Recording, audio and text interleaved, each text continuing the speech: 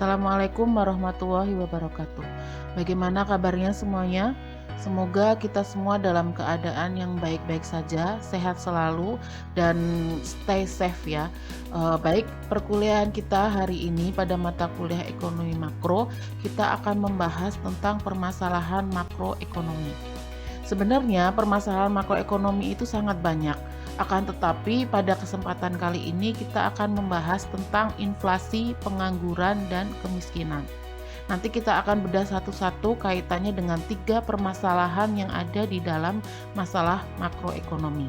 Nah, sebelum kita mulai acaranya, saya harapkan eh, teman-teman semua mengikuti perkuliahan dengan baik, mendengarkan apa isi dari pembahasan saya kaitannya dengan masalah ekonomi melalui link yang sudah saya share yang ada di grup. Baik, kita mulai perkuliahan kita hari ini ya.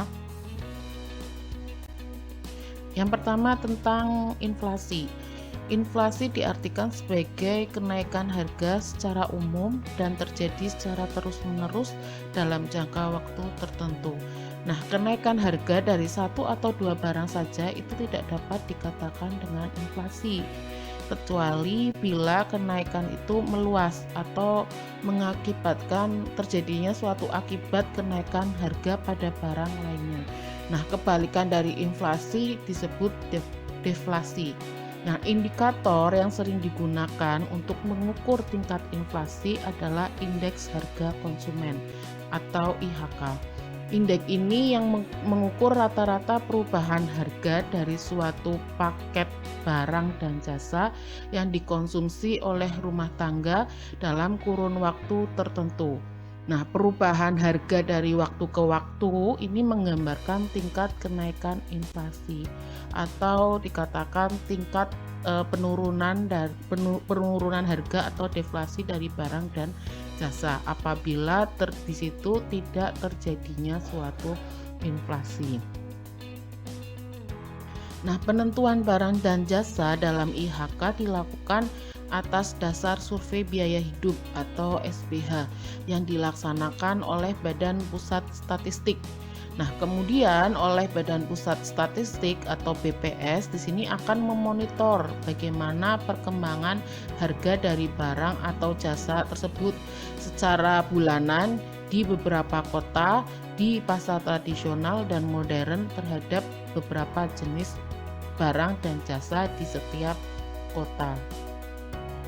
Nah, kemudian BPS juga mempublikasikan inflasi berdasarkan pengelompokan, dinamakan disagregasi inflasi.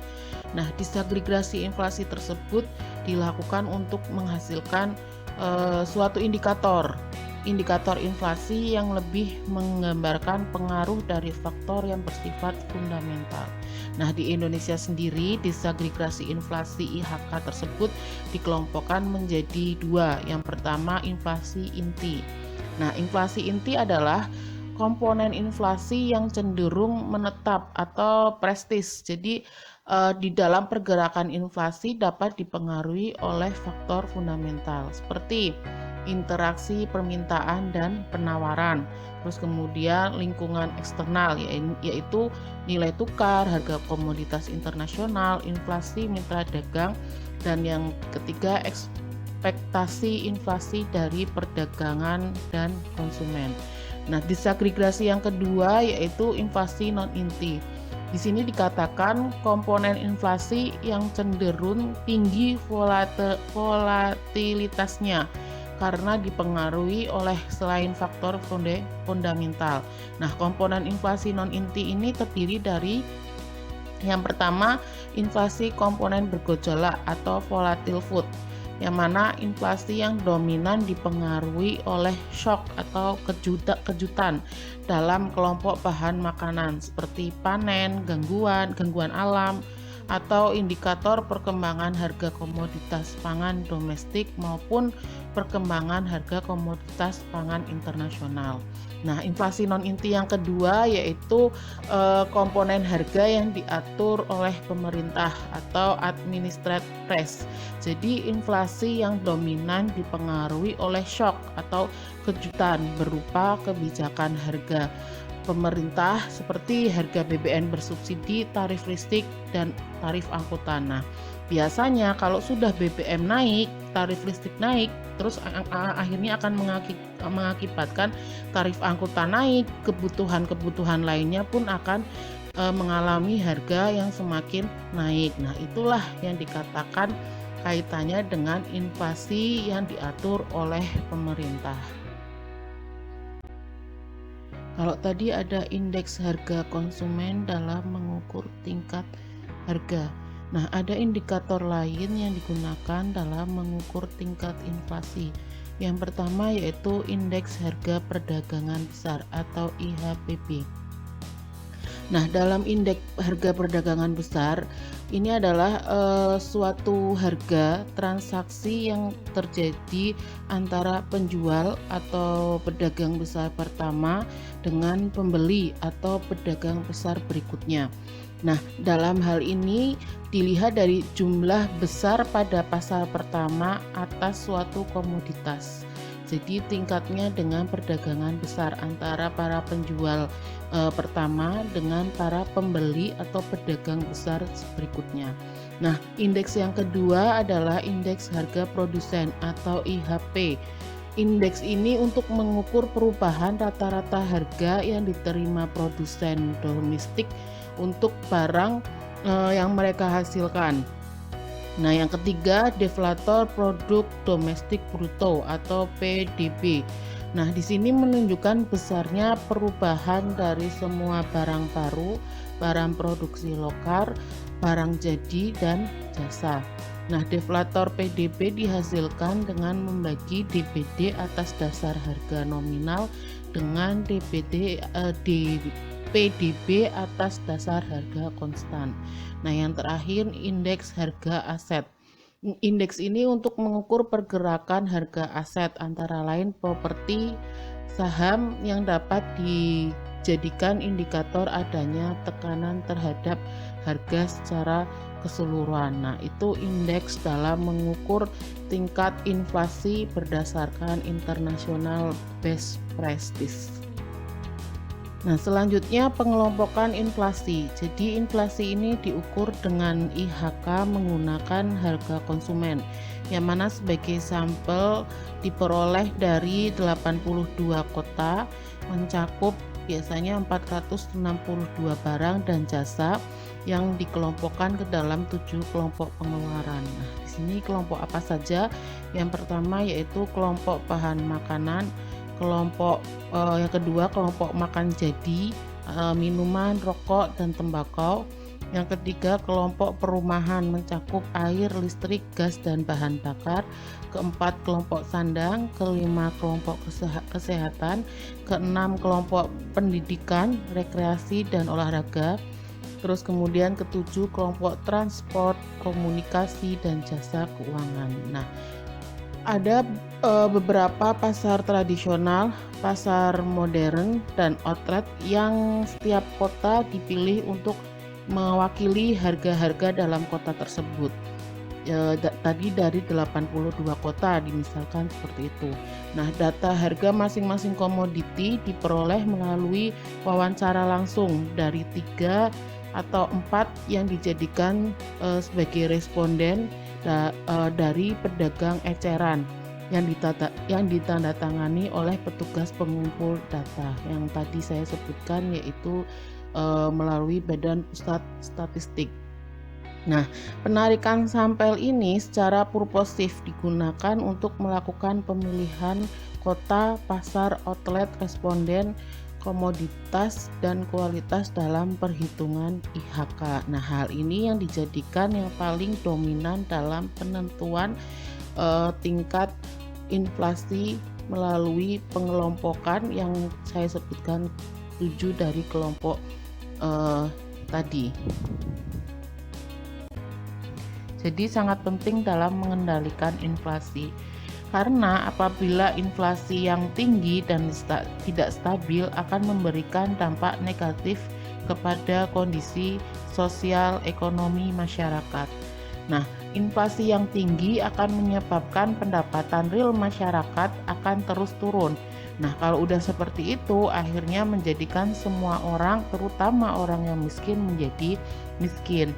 Orang yang mempunyai pendapatan sedikit dengan adanya inflasi yang tinggi, akhirnya untuk memenuhi kebutuhannya mereka akan sangat susah.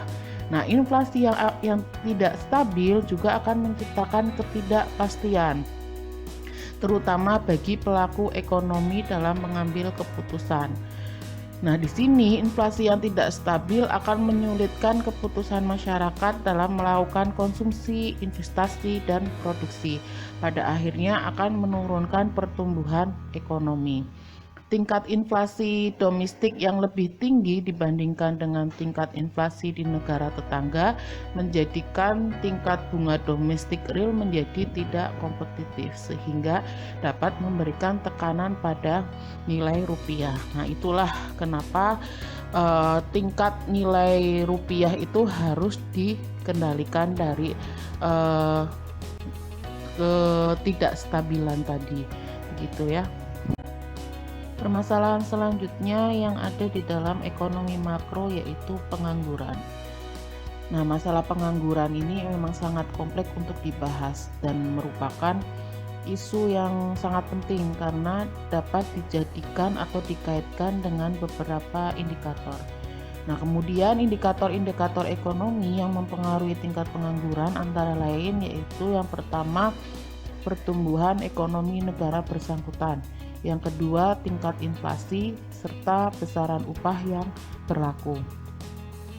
Yang pertama tadi terkaitnya dengan pertumbuhan ekonomi negara yang bersangkutan. Apabila di suatu negara pertumbuhan ekonominya mengalami kenaikan, di sini diharapkan akan berpengaruh kepada penurunan jumlah pengangguran. Dan hal ini pasti akan diikuti dengan tingkat upah. Jika tingkat upah naik, akan sangat berpengaruh pada penurunan jumlah pengangguran.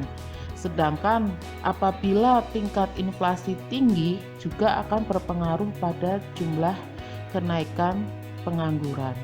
Nah, itu. Terus kemudian, apabila suatu negara mengalami hiperinflasi itu tingkat inflasi yang tinggi, berkisar lebih dari 30%, dikatakan dengan hiperinflasi. Jadi jika suatu negara mengalami hiperinflasi, bisa dipastikan jumlah pengangguran di negara tersebut akan bertambah dan bahkan sangat drastis ya. Karena dengan kenaikan harga di semua sektor, maka perusahaan akan mengalami kebijakan mengurangi biaya untuk memproduksi barang dan jasa. Dengan cara mengurangi memproduksi, akhirnya di situ juga terjadinya pengurangan pegawai atau tenaga kerja. Akibatnya angka pengangguran juga tinggi. Hal ini tidak dapat dihindari dan dapat membuat perekonomian pada negara tersebut mengalami kemunduran. Oleh karena itu, inflasi sangat berkaitan dengan pengangguran. Nah, itu indikator yang dijadikan untuk mengukur tingkat pengangguran. Tadi kaitannya dengan pertumbuhan negara yang bersangkutan dan tingkat inflasi. Nah, selanjutnya yaitu hubungannya dengan upah.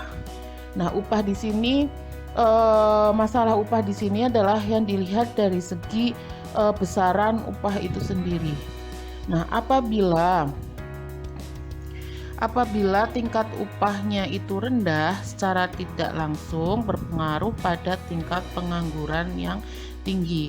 Hal tersebut disebabkan karena pertambahan tenaga kerja baru itu jauh lebih besar dibandingkan dengan pertumbuhan lapangan yang dapat disediakan setiap tahunnya. Nah, upah di sini merupakan salah satu faktor yang mempengaruhi tingkat pengangguran. Selain itu, upah juga merupakan kompensasi yang diterima oleh satu unit tenaga kerja yang berupa jumlah uang yang dibayarkan.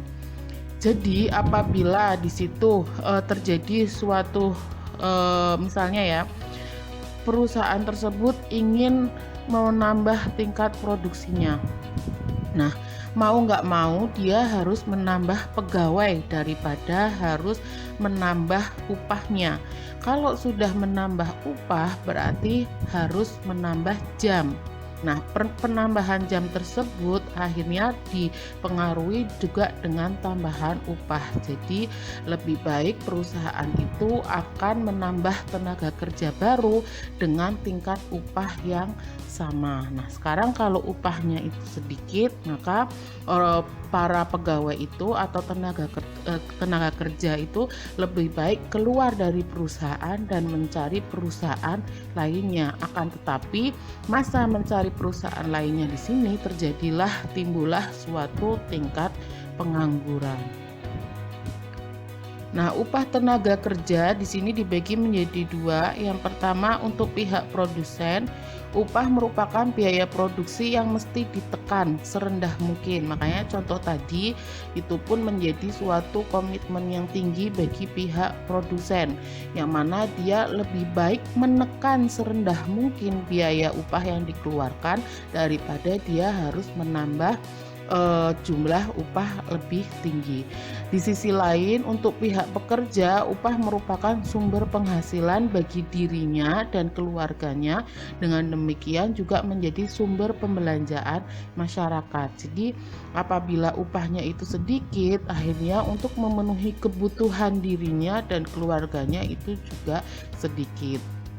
Nah, tinggi rendahnya tingkat upah atau gaji langsung menyangkut kepada pribadi manusia, harga diri dan statusnya yang di dalam masyarakat, serta merupakan faktor penting menentukan taraf hidup masyarakat sebagai keseluruhannya. Jadi, yaitu tadi, apalagi kalau disangkut pautkan adanya suatu kebutuhan gaya hidup, mungkin juga adanya menyangkut harga diri dia di lingkungan masyarakat sekitarnya. Nah, itu kaitannya dengan permasalahan selanjutnya tentang kemiskinan. Nah, ini tentang kemiskinan di sini ini menyangkut banyak hal ya. Karena hal ini berkaitan dengan satu, pendapatan yang rendah, buta huruf, derajat kesehatan yang rendah, dan ketidaksamaan derajat antar jenis kelamin, serta buruknya lingkungan hidup. Nah, seseorang dikatakan miskin bila mengalami capability deprivation, di mana seseorang tersebut mengalami kekurangan kebebasan yang substantif. Nah, kebebasan yang substantif ini yang kebebasan seperti apa? Di situ dia atau seseorang ini kesempatan rasa aman. Dia tidak memiliki kesempatan rasa aman. Kesempatan membutuhkan pendidikan. Dia tidak memenuhinya itu, dia tidak mendapatkan. Dan keamanan membutuhkan kesehatan. Jadi dari ketiga kesempatan ini, rasa aman, terus kemudian pendidikan, kebutuhan kesehatan, dia tidak mendapatkan. Dari sisi lain, penyebab suatu kemiskinan adalah kurangnya pendapatan dan aset, lack of income and asset. Nah, untuk memenuhi kebutuhan dasar seperti makanan, pakaian, perumahan, kemudian tingkat kesehatan serta pendidikan itu susah untuk diterima karena adanya kurangnya pendidikan dan aset. Akhirnya seseorang itu untuk memenuhi kebutuhan itu susah untuk didapatkan. Nah, kemudian di samping kemiskinan yang berkaitan dengan kurangnya mendapatkan suatu pendapatan, kemiskinan juga berkaitan dengan keterbatasan lapangan pekerjaan, atau biasanya mereka dikategorikan dengan miskin, tidak memiliki pekerjaan atau pengangguran, serta tingkat pendidikan dan kesehatan mereka pada umumnya juga tidak memadai. Nah, untuk mengatasi masalah kemiskinan di sini tidak dapat dilakukan secara terpisah. Jadi, setiap masalah-masalah dari masalah pengangguran, pendidikan, kesehatan sampai kepada masalah yang lainnya yang secara eksplisit itu berkaitan dengan masalah kemiskinan. akhirnya timbul suatu kemiskinan. Jadi yang orang itu nggak punya pekerjaan, orang itu minimnya suatu pendidikan, kesehatan yang didapat juga tidak memadahi dengan masalah-masalah lainnya, yaitu tadi adanya sandang, perumahan, dan lainnya. Nah, itulah akhirnya memicu timbulnya suatu kemiskinan. Nah, dengan kata lain, pendekatannya di sini harus dilakukan lintas sektor, lintas pelaku secara terpadu dan terkoordinasi dan terintegrasi.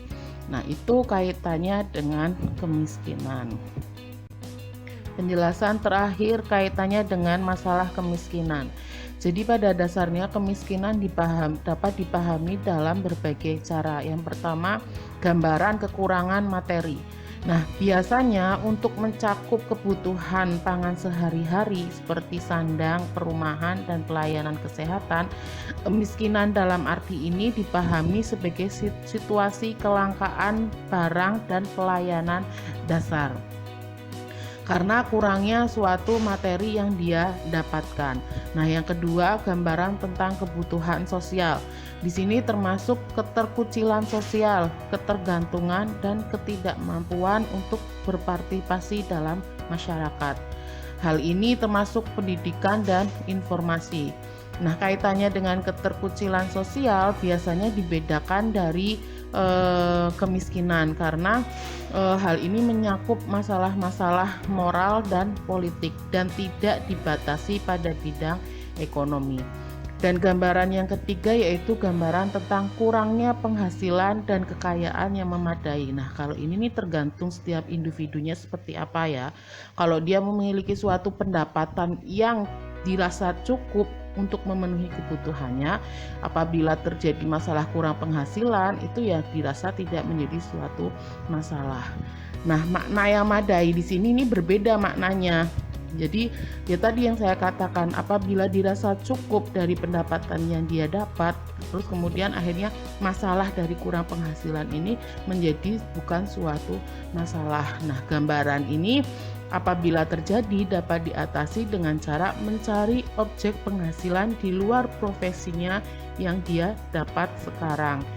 Nah, di situ pun harus memiliki suatu aturan, misalnya perusahaannya itu membolehkan kita bekerja di tempat lain, kalau istilahnya sekarang yaitu freelance. Nah, itulah ketiga gambaran makna mengenai kemiskinan yang dilihat dari berbagai cara.